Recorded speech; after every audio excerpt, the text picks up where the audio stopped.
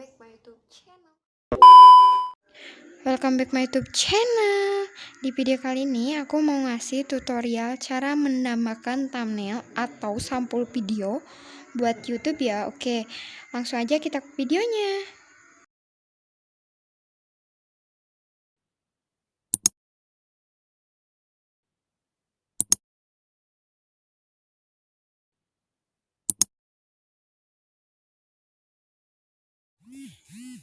Nah, yang pertama di sini aku menggunakan Google Chrome ya.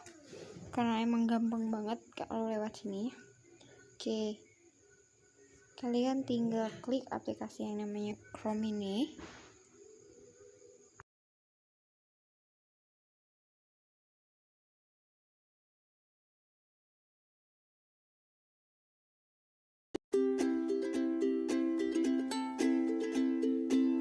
Dan di sini kalian tinggal ketikkan YouTube Studio ya.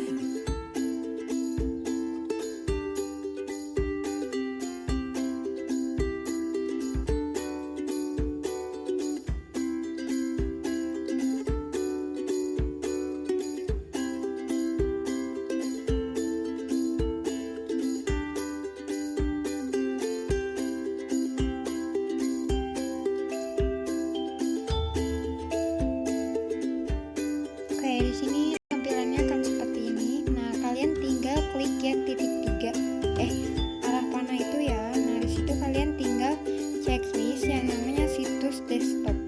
Oke, langsung aja.